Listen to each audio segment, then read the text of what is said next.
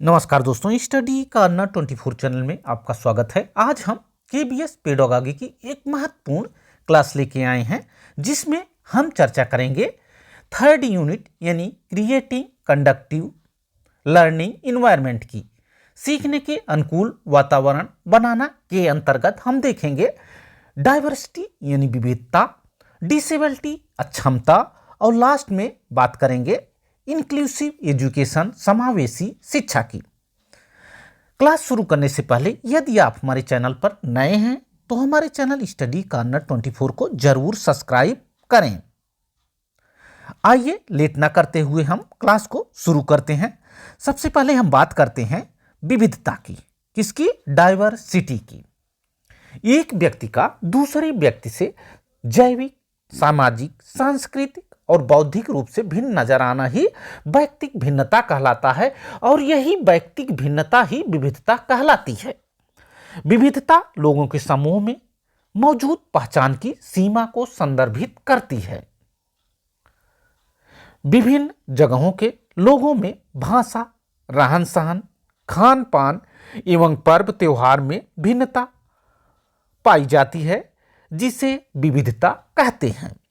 शिक्षा में विविधता सीखने के माहौल को बनाने के लिए विचारों और पहल की एक विस्तृत श्रृंखला का प्रतिनिधित्व करती है जो यथासंभव अधिक से अधिक पहचान के लिए सुरक्षित, समावेशी और न्याय संगत है। विविधता के प्रमुख कारण हैं जैसे जाति, धर्म, भाषा, संस्कृति, त्योहार, रहन सहन, खान पान आदि। विविधता के लिए शिक्षण का तात्पर्य कक्षा में विभिन्न प्रकार के अंतरों को स्वीकार करना। कक्षा में विविधता को कई प्रकार से परिभाषित किया गया है। यह स्वीकार करना कि सभी लोग अपने तरीके से अद्वितीय हैं। सभी लोग अपने तरीके से अद्वितीय हैं। कक्षा में हमेशा भी विविधता रही है, लेकिन आज इसे सम्मिलित करना और इसका सकारात्मक उपयोग करना ही महत्वपूर्ण है।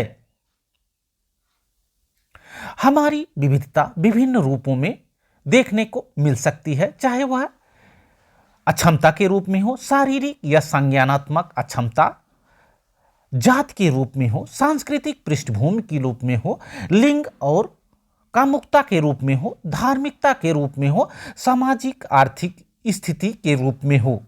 कक्षा में हमेशा विविधता रही है, लेकिन आज इसे सम्मिलित करना और इसका सकारात्मक उपयोग करना महत्वपूर्ण है। कैसा है? महत्वपूर्ण है। कक्षा में हमेशा विविधता रही है, लेकिन आज इसे सम्मिलित करना और इसका सकारात्मक उपयोग करना महत्वपूर्ण है। आगे बढ़ते हैं और बात करते हैं डिसेबिलिटी यानी अक्षमता की। सबसे पहले हम देखेंगे पढ़ने संबंधी अक्षमता। कई बार बच्चे पढ़ते समय त्रुटियां करते हैं। कैसे? कई समय बच्चे पढ़ते समय त्रुटियां करते हैं। जैसे राम को मरा पढ़ते हैं, राम लिखा हुआ है उसको मरा पढ़ लेते हैं। ये त्रुटियां कभी कभी बच्चे करते हैं। ये त्रुटियां जो पढ़ने संबंधी त्रुटियां हैं कितने प्रकार की होती हैं? दो तरह की होती हैं। कौन कौन सी? Dyslexia, alexia. अब डिसलेक्सिया किसे कहते हैं? यह पठन संबंधी विकार है। जब भी बात की जाएगी डिसलेक्सिया की, डिसलेक्सिया पठन संबंधी विकार है। जैसे कहीं आप लिखा हुआ है उसको आब पढ़ना, यम लिखा हुआ है उसको डब्लू पढ़ना आदि क्या है? डिसलेक्सिया से संबंधित है, यानी डिसलेक्सिया विकार है, डिसलेक्सिया अक्षमता है। कैसी अक्षमता है? यह पठन संबंधी विकार है। बात करते हैं एलेक्सिया की। एलेक्सिया भी पठन संबंधी कठिनाई है। कैसी? पठन संबंधी कठिनाई है एलेक्सिया। आगे बढ़ते हैं। इसके बाद हम देख लेते हैं लिखने संबंधी अक्षमता। पहले तो हमने बात की पढ़ने संबंधी अक्षमता की, अब हम बात करते हैं लिखने संबंधी अक्षमता की। कई बार बच्चे लिखते समय त्रुटियां कर देते हैं। लिखने की इन त्रुटियों को ही हम लेखन विकार कहते हैं। जैसे बी को डी तथा छ को नौ आदि लिखना। जहां छ लिखना होता है वहां पर नौ लिख देते हैं, जहां पे बी लिखना होता है वहां पे डी लिख दिया जाता है। यह लेखन संबंधी विकार है। इसमें डिस्ग्राफिया और अप्रेक्सिया महत्वपूर्ण हैं। डिस्ग्राफिया भी लेखन संबंधी विकार है और अप्रेक्सिया गामक कौशल संबंधी कठिनाई है। भाषा संप्रेषण नहीं कर पाना ही अप्रेक्सिया है। हमने बात की लिखने संबंधी अक्षमता की। इसमें डिस्ग्राफिया लेखन संबंधी विकार है और अप्रेक्सिया यानी गामक कौशल संबंधी कठिनाई है, जिसमें भाषा संप्रेषण में कठिनाई आती है। अब हम आगे बढ़ते हैं और बात करते हैं गणित संबंधी अक्षमता की। किसकी बात करते हैं? गणित संबंधी अक्षमता की बात करते हैं। इस अक्षमता में बच्चे गणित के चिन्हों को गलत समझते हैं। डिसकैलकुलिया गणितीय गणना संबंधी कठिनाई है। कौन सी? डिसकैलकुलिया गणितीय गणना संबंधी कठिनाई है। इस अक्षमता में बच्चे गणित के चिन्हों को गलत समझ लेते हैं। मौखिक रूप से सीखने की अक्षमता की अब हम बात करते हैं। हमने बात की गणित संबंधी अक्षमता की। इसमें मुख्य रूप से है डिसकैलकुलिया। डिसकैलकुलिया में बच्चे गणित के चिन्हों को गलत समझ लेते हैं। गणित के चिन्हों को गलत समझ लेते हैं। इस अक्षमता में शिक्षार्थी को गणित सीखने या समझने में कठिनाई होती है। गणित को सीखने या समझने में कठिनाई होती है। ऐसे कई संकेत हैं जो इंगित करते हैं कि शिक्षार्थी को गुणज वैकल्प हो सकता है। डिसकैलकुलिया गणित गणना संबंधी समस्या है। अब हम बात करते हैं मौखिक रूप से सीखने की अक्षमता की। मौखिक रूप से बोलने की जो अक्षमता होती है उसे मौखिक अक्षमता कहते हैं। इसमें प्रमुख रूप से है अफेज्या भाषा संबंधी कठिनाई और डिफेज्या, यह भी भाषा संबंधी कठिनाई है। मौखिक रूप से सीखने की अक्षमता में अफेज्या और डिस्फेज्या। अफेज्या भाषा संबंधी कठिनाई है और डिस्फेज्या भी भाषा संबंधी कठिनाई है। मौखिक रूप से बोलने की जो अक्षमता होती है उसे मौखिक अक्षमता कहते हैं। यह दो प्रकार के होते हैं, एक अफेज्या और एक डिस्फेज्या। ये दोनों भाषा संबंधी कठिनाई से संबंधित हैं। आगे बढ़ते हैं, बात करते हैं डिसमॉर्फिया की। किसकी बात कर लेते हैं? डिसमॉर्फिया की बात कर लेते हैं। डिसमॉर्फिया यह भ्रम वाली स्थिति है। स्वयं के शरीर के रूप के बारे में भ्रमित रहना। स्वयं के शरीर के रूप के बारे में भ्रमित रहना ही क्या है? डिसमॉर्फिया है, यानी भ्रम वाली स्थिति। अपने शरीर के किसी अंग को छोटा या बड़ा समझ लेना, यानी भ्रम में रहना ही, अपने शरीर के अंगों के बारे में ही भ्रम में रहना ही डिसमॉर्फिया है। अब हम बात करते हैं डिस्थीमिया की। डिस्थीमिया क्या है? डिस्थीमिया मानसिक तनाव संबंधी विकार है, यानी तनाव वाली जो स्थिति होती है वह क्या कहलाती है? डिस्थीमिया कहलाती है। डिस्थीमिया मानसिक तनाव संबंधी विकार है, तनाव वाली स्थिति है।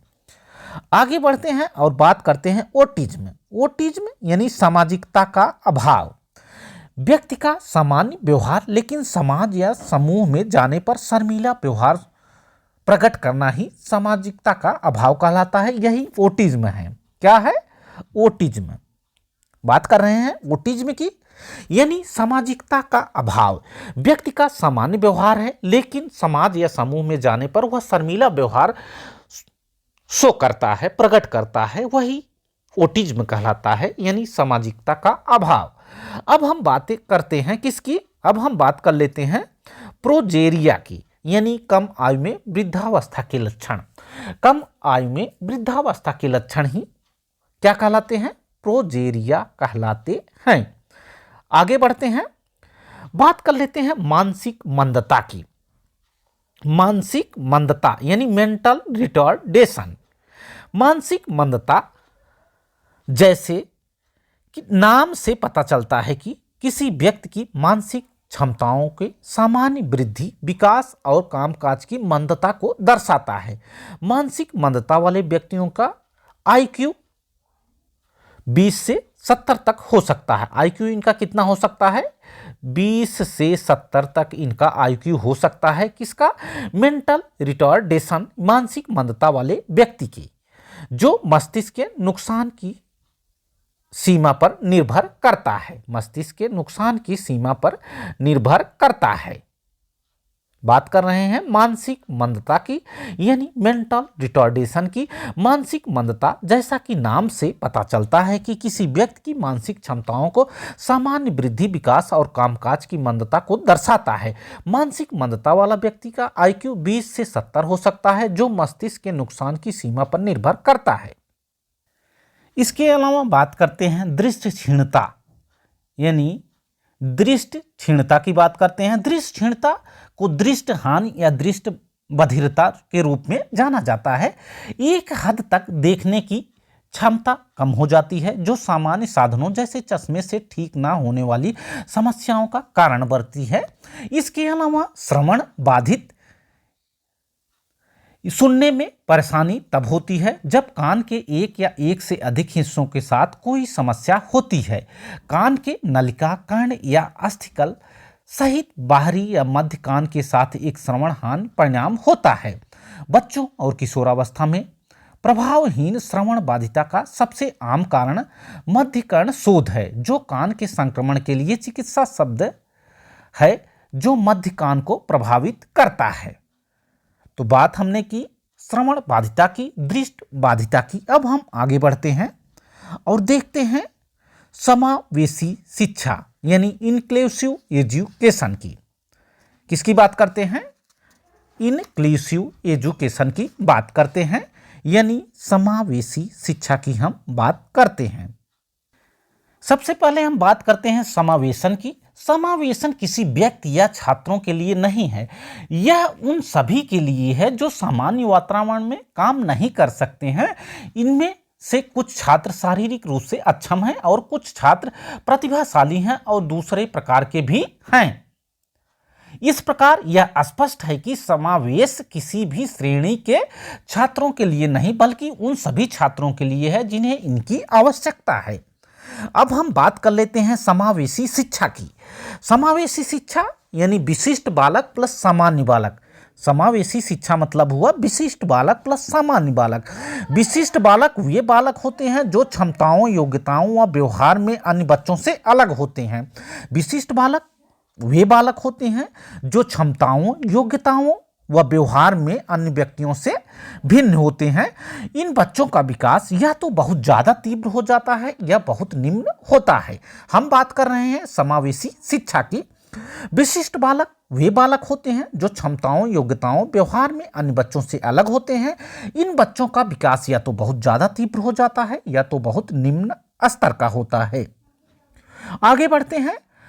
समावेशी शिक्षा वह शिक्षा होती है जिसके अंतर्गत विशेष क्षमता यानी प्रतिभाशाली, जिसे दिव्यांग वाले समावेशी शिक्षा वह शिक्षा होती है जिसके अंतर्गत विशेष क्षमता वाले बालकों को सामान्य बालक के साथ विद्यालय में एक ही कक्षा में साथ साथ शिक्षा प्रदान की जाती है। चाहे वह प्रतिभाशाली बालक हो या दिव्यांग बालक हो, उन दोनों को एक ही विद्यालय में एक साथ शिक्षा प्रदान की जाती है। एनसीईआरटी के अनुसार धर्म, जात, लिंग, समाज, परिवार आदि के आधार पर बिना भेदभाव के एक ही विद्यालय में शिक्षा देना क्या कहलाता है? समावेशी शिक्षा कहलाता है। एनसीईआरटी क्या कहता है? एनसीईआरटी कहता है धर्म, जात, लिंग, समाज, परिवार आदि के आधार पर बिना भेदभाव के एक ही विद्यालय में शिक्षा देना ही समावेशी शिक्षा कहलाती है। इसमें सामान्य और दिव्यांग बालक दोनों एक साथ शिक्षा ग्रहण करते हैं। चाहे वह सामान्य बालक हो या दिव्यांग बालक हो, दोनों एक साथ शिक्षा ग्रहण करते हैं, जिसमें उन दोनों के बीच प्राकृतिक वातावरण का निर्माण होता है, जिससे बालक में एकता, भाईचारा, समानता की भावना उत्पन्न होती है। बात कर लेते हैं समावेशी शिक्षा की। समावेशी शिक्षा वह शिक्षा होती है जहां लघु समाज का निर्माण होता है, क्योंकि यहां हर तरह के बालक एक साथ शिक्षा ग्रहण करते हैं। समावेशी शिक्षा की क्या विशेषताएं हैं उसको भी हम देख लेते हैं। एक ही वातावरण में सभी को शिक्षा, समावेशी शिक्षा की विशेषताएं हैं एक ही वातावरण में सभी को शिक्षा,